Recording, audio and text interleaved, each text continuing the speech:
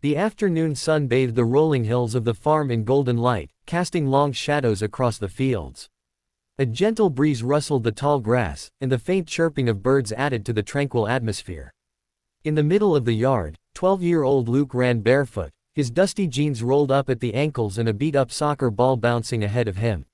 He laughed freely, each kick sending the ball farther as he imagined himself playing in a big stadium one day. The old farmhouse loomed behind him, and a few yards away stood the family's red barn, aged, weathered, and mostly off-limits. His father had always told him to stay away from that barn. Something about loose floorboards and dangerous tools. But to Luke, it was just another part of the farm he hadn't fully explored. He set the ball down for one last kick before dinner.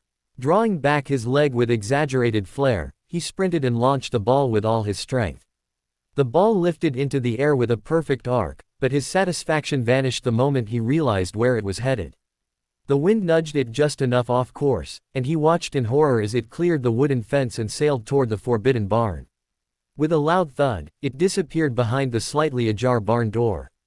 Luke's heart dropped. His eyes darted toward the house to make sure his dad wasn't watching from a window.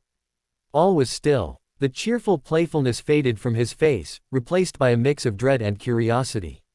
That barn had always stood like a quiet giant on the edge of the property, mysterious, silent, and ever so slightly intimidating. Now, his favorite ball was somewhere inside. He stood frozen for a moment, staring at the barn. A crow called out from a nearby tree. Luke took a deep breath, his bare feet crunching the gravel as he slowly started toward the fence. Luke crept through the tall grass, each step bringing him closer to the old barn that had always seemed more like a relic of a forgotten past than a place of interest. The wooden fence groaned slightly as he climbed over it, the sun casting his long shadow across the path ahead. He landed softly, his bare feet making barely a sound on the warm, dry dirt. The barn loomed in front of him now, bigger than it had ever looked before, its weathered red boards faded and peeling, the roof sagging slightly in the middle. Vines curled along the edges, as if nature itself had tried to swallow it up over time. The air around it was still, almost too still. Luke's heartbeat quickened as he approached the barn door. He paused, a few feet away, staring at the opening where the ball had vanished. The door, usually locked tight with a rusty padlock, now hung slightly open, swaying with the breeze and creaking softly, like it was whispering secrets. He glanced over his shoulder once more, making sure his dad was nowhere in sight. There was no sound from the house, no footsteps, no call of his name, just the rustling of wind through the leaves. He reached out, hesitating for a moment before placing his hand on the edge of the wooden door. The rough surface scraped against his skin as he pushed it gently.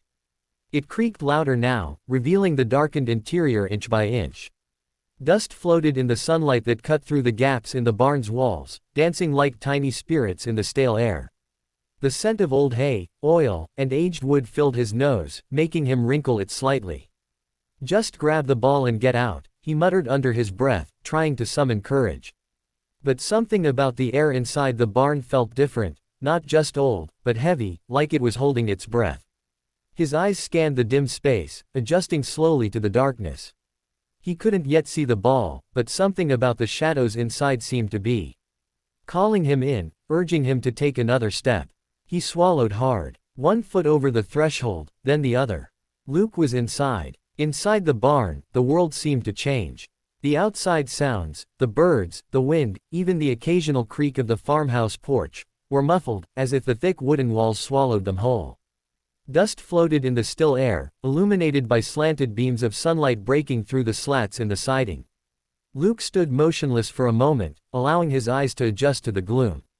The familiar scent of hay and engine oil was stronger here, mingled with something more metallic, almost electric.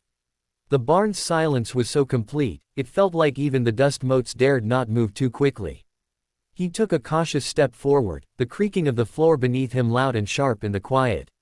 Rows of old tools hung on the walls, rusty saws, coiled ropes, hammers worn smooth by time. Bales of hay, now rotted and collapsed into heaps, lay scattered in the corners. He scanned the floor, looking for the ball. A glint of color, a flash of white and black, caught his eye near the far end of the barn, partly hidden behind an old canvas tarp draped over something large and unfamiliar. Relief briefly washed over him. He moved toward it quickly, but then curiosity slowed his pace. The tarp was massive, covering something bulky and oddly shaped, definitely not a tractor or any farm equipment he recognized.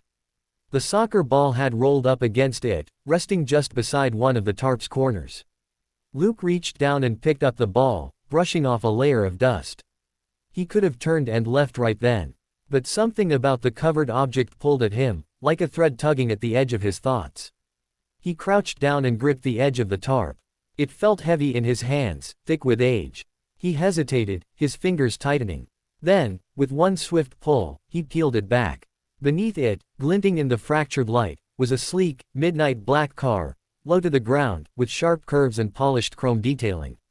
It didn't look old. It didn't look like anything that belonged on a farm. It looked like something from a movie.